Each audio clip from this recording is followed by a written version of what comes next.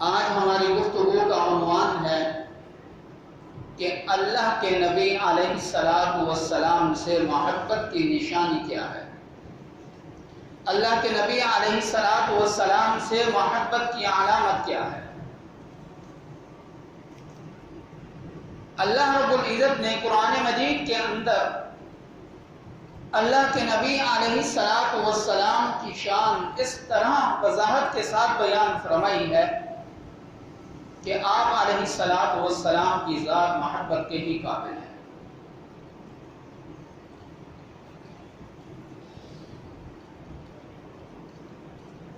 جو آیات مبارکہ تلاوت کی ہیں وَالضُّحَىٰ وَاللَّيْلِ إِذَا سَجَىٰ مَا وَدَّعَكَ رَبُّكَ وَمَا قَلَىٰ وَلَلْآخِرَةُ خَيْرٌ لَكَ مِنَ الْأُولَىٰ۔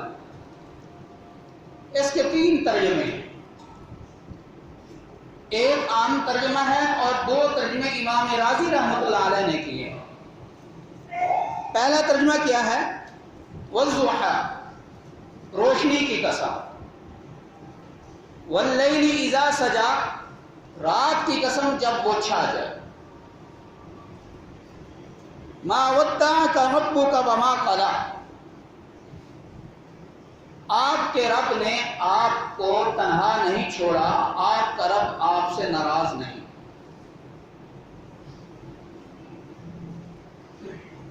لفظ ما ودعک، جیسے شروع میں ما ودعک لفظ ہے، آخر میں بھی ربک وما قلیٰ کا ہونا چاہیے تھا، لیکن اللہ رب العزت نے قلیٰ کے ساتھ کاف کا ذکر نہیں فرمایا۔ اس کا مطلب ہے ناراضگی۔ تو اللہ رب العزت نے آپ صلی اللہ علیہ وسلم کو وہ شان عطا فرمائی کہ ناراضگی والے لفظ کے ساتھ آپ کا نام بھی ذکر نہیں فرمایا۔ ما ودعک ربک وما قلیٰ، آپ کے رب نے آپ کو نہیں چھوڑا، آپ کا رب آپ سے ناراض بھی نہیں۔ یہ ہے عام ترجمہ۔ اور امام رازی رحمۃ اللہ علیہ نے ان آیات مبارکہ کے 2 ترجمے کیے ہیں۔ پہلا ترجمہ یہ کیا ہے وَالضُّحَىٰ، میرے محبوب آپ کے روشن علم کی قسم، وَاللَّيْلِ إِذَا سَجَىٰ،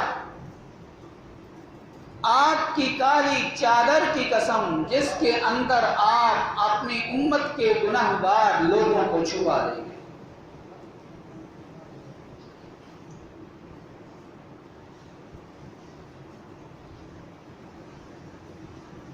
پھر فرمایا دوسرا ترجمہ امام رازی رحمۃ اللہ علیہ کا وَالضُّحَىٰ، میرے محبوب آپ کے روشن چہرے کی قسم، وَاللَّيْلِ إِذَا سَجَىٰ، آپ کی سیاہ زلفوں کی قسم، مَا وَدَّعَكَ رَبُّكَ وَمَا قَلَىٰ، بھلا آپ کا رب آپ سے ناراض کیوں ہو سکتا ہے۔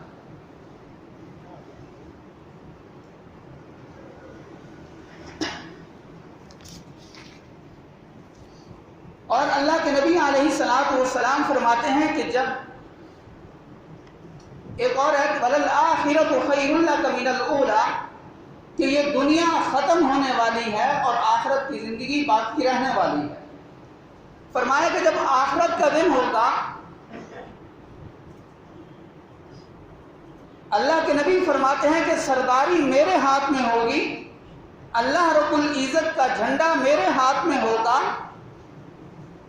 میں خطیب ہوں گا، میں بولوں گا، لوگ میری گفتگو سنیں گے، لوگوں کے پاؤں جم جائیں گے، لوگوں کے پاؤں رک جائیں گے، میں ان کے لیے شفاعت کروں گا، لوگ نا امید ہوں گے، میں ان کو خوشخبری سناؤں گا۔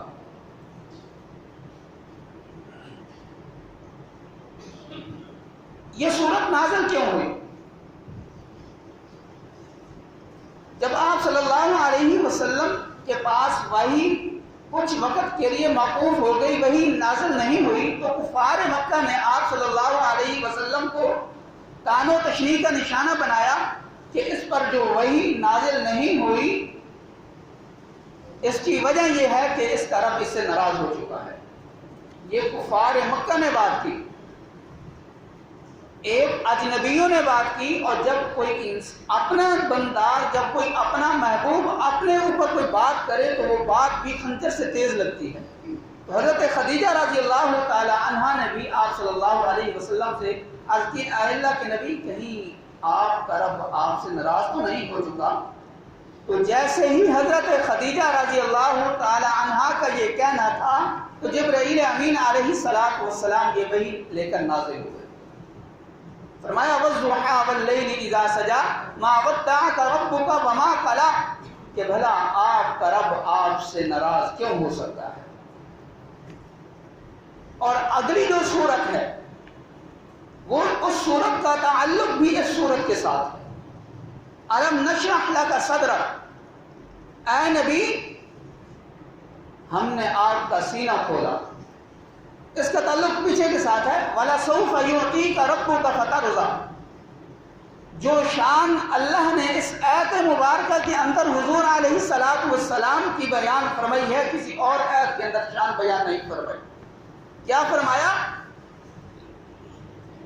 فرمایا کہ اے میرے محبوب، ہم آپ کو وہ کچھ عطا کریں گے جس کے بارے میں آپ سوچ بھی نہیں سکتے۔ ہم آپ کو اتنا عطا کریں گے کہ آپ کی سوچ وہاں تک نہیں پہنچ سکتی، آپ اس پر گمان نہیں کر سکتے۔ کیا فرمایا؟ الم یجدک یتیما فآویٰ، کہ جب آپ یتیم تھے تو ہم نے آپ کو سہارا دیا، جب آپ یتیم تھے تو ہم نے آپ کو ٹھکانہ دیا۔ ووجدک ضالا فہدیٰ، جب آپ ہمیں تلاش کر رہے تھے تو ہم نے اپنا راستہ آپ کو دکھلایا۔ ووجدک عائلا فأغنیٰ، جب آپ تنہا تھے، جب آپ کے پاس کچھ نہیں تھا تو ہم نے خدیجہ کے ساتھ آپ کا نکاح کیا اور آپ کو مالدار بنا دیا۔ آگے کیا فرمایا؟ الم نشرح لک صدرک، کہ ہم نے آپ کا سینہ کھولا، بھلا میں آپ سے ناراض ہو سکتا ہوں؟ ووضعنا عنک وزرک، ہم نے آپ سے بوجھ ہٹائے، بھلا میں آپ سے ناراض ہو سکتا ہوں؟ الذی انقض ظہرک، ہم نے آپ سے وہ بوجھ بھی دور کیے جنہوں نے آپ کو دورہ کر دیا تھا، بھلا میں آپ سے ناراض ہو سکتا ہوں؟ اور رفعنا لک ذکرک، ہم نے آپ کے نام کو بلند کر دیا، ہم نے آپ کی شان کو بلند کر دیا، بھلا میں آپ سے ناراض ہو سکتا ہوں؟ انا اعطیناک الکوثر، ہم نے آپ کے ہاتھ میں جنت کی کنجی رکھ دی، بھلا میں آپ سے ناراض ہو سکتا ہوں؟ یہ ہے نبی کی شان۔ جب اللہ نے نبی کو شان اتنی عطا کر دی ہے تو پھر اس نبی سے محبت کیوں نہ کی جائے؟ نبی سے محبت کی علامت یہ ہے، نبی سے محبت کی نشانی یہ ہے کہ ہم صحیح معنی میں اللہ کے نبی کی اطاعت کرنے والے بن جائیں۔ اطاعت صرف نماز، روزہ، زکوٰۃ، حج میں نہیں ہے، بلکہ جو ہمارے دنیاوی معاملات ہیں، جو ہمارے گھریلو معاملات ہیں، ہم ان تمام معاملات کے اندر ہم اللہ کے نبی کی اطاعت کرنے والے بن جائیں تو اس کو نبی کی محبت کی علامت کہتے ہیں۔ فلا وربک لا یؤمنون حتی یحکموک فیما شجر بینہم۔ اس آیت کے اندر اللہ رب العزت نے بہت ہی خوبصورت بات بیان فرمائی ہے۔ فلا وربک، اے میرے محبوب آپ کے رب کی قسم، لا یؤمنون حتی یحکموک فیما شجر بینہم، کوئی بھی آدمی اس وقت تک ایمان والا نہیں ہو سکتا جو صحیح معنی میں آپ کی فرما برداری کرنے والا نہ ہو، جو صحیح معنی میں آپ سے محبت کرنے والا نہ ہو، جو آپ سے صحیح معنی میں اطاعت کرنے والا نہ ہو۔ پہلے جملے کے اندر غور کریں، فلا وربک، اے میرے محبوب آپ کے رب کی قسم۔ تو یہاں پر ایک بات ہے کہ قسم دینے والا اور رب ہے اور رب محمد کوئی اور رب ہے، تو یہاں پر کیا مطلب ہے؟ تو فرمایا کہ یہ عرب کے اندر ہے کہ جب کسی سے بہت ہی زیادہ محبت ہو، جب کسی سے بہت ہی زیادہ لگاؤ ہو تو اس وقت اس طرح کے جملے استعمال ہوتے ہیں۔ تو حضور علیہ السلام، یہاں پر واقعہ ہے، حضور علیہ السلام کے پاس ایک صحابی آئے کہتے ہیں کہ اے اللہ کے نبی، ہم غریب ہیں، کبھی فاقے ہوتے ہیں، کبھی کھانا کھا لیتے ہیں، ایک وقت کا ہوتا ہے، ایک وقت کا نہیں ہوتا، کبھی 2 3 دن ہم بھوکے ہوتے ہیں۔ کہتے ہیں کہ ہمارے پڑوس میں ایک آدمی کا کھجور کا درخت ہے، اس درخت کی کوئی ٹہنیاں میرے گھر کے اندر آتی ہیں تو کچھ کھجور کے دانے ہمارے گھر کے اندر گرتے ہیں، تو میرے بچے جو ہیں وہ کھجور اٹھا کر کھانا چاہتے ہیں، لیکن وہ آدمی آتا ہے منہ کے اندر سے انگلی ڈال کر وہ کھجور نکال لیتا ہے۔ اے اللہ کے نبی، آپ اس سے کہیں کہ اتنا ظلم تو ہمارے ساتھ نہ کریں۔ تو حضور علیہ السلام نے اس آدمی کو بلوایا، وہ آدمی منافق تھا، اس کو بلوایا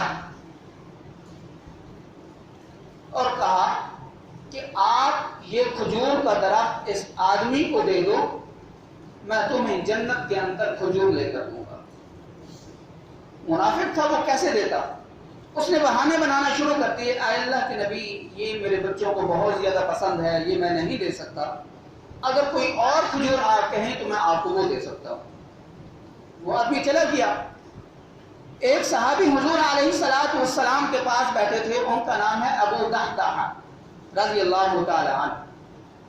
انہوں نے عرض کی، اے اللہ کے نبی، اگر میں یہ کھجور کا درخت لے کر دے دوں تو کیا مجھے جنت کے اندر کھجور ملے گی؟ تو اللہ کے نبی علیہ السلام نے فرمایا کہ ہاں ضرور ملے گی۔ وہ صحابی اٹھے، دوڑتے ہوئے اس منافق کے پاس گئے اور کہا کہ بھائی میں آپ سے یہ کھجور کا درخت خریدنا چاہتا ہوں۔ وہ آدمی کہنے لگا کہ میں نے جب اللہ کے نبی کو وہ کھجور کا درخت نہیں دیا تو میں تمہیں کیسے دے سکتا ہوں؟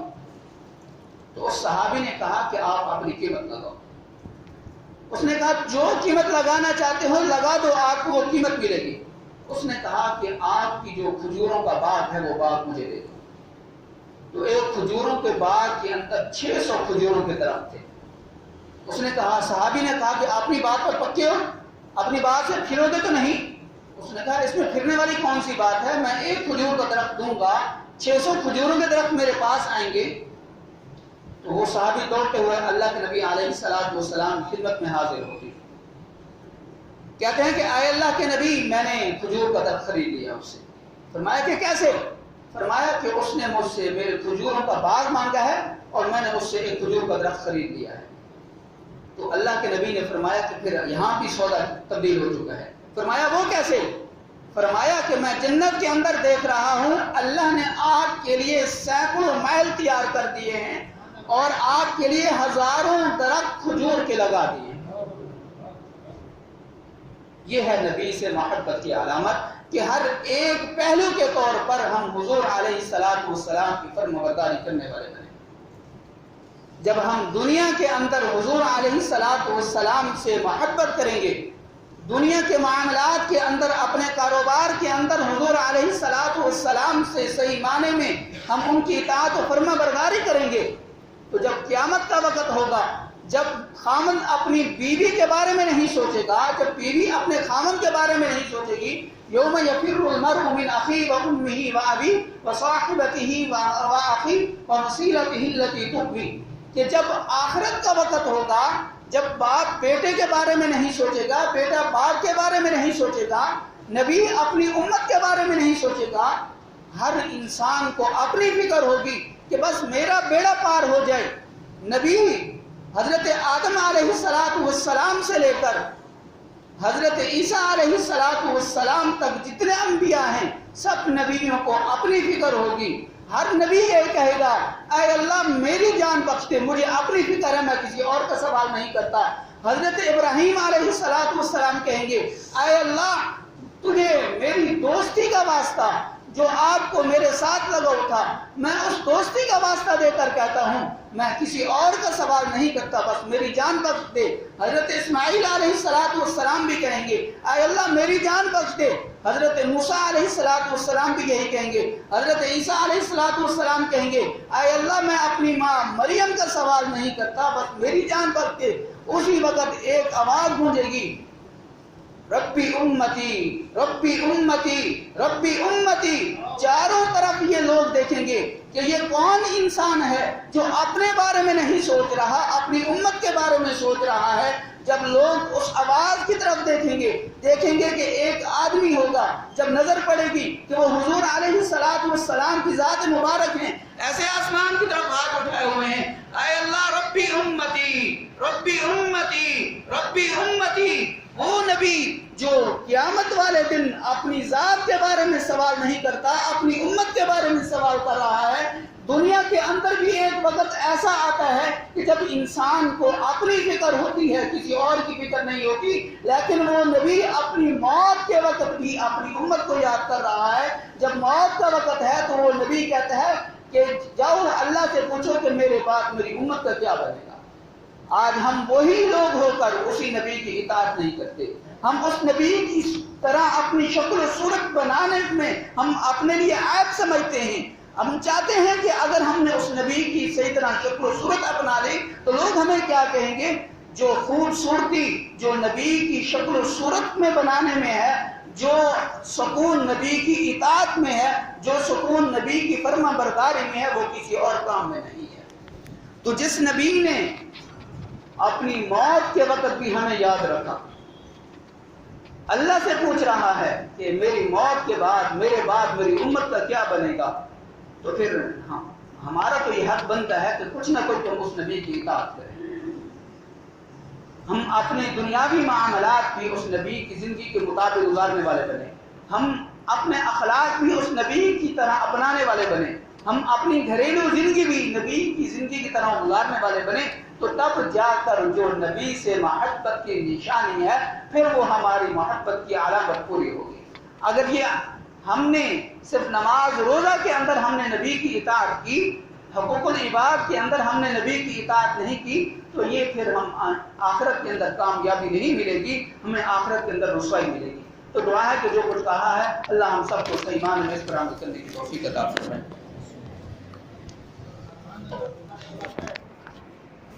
آج ہماری